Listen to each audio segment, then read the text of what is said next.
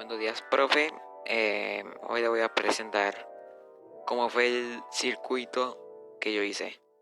Bueno, primero para hacer esto necesitaba hacer una cara de algún animal que yo elegí de un Angry Bird y un lugar donde hacer de soporte.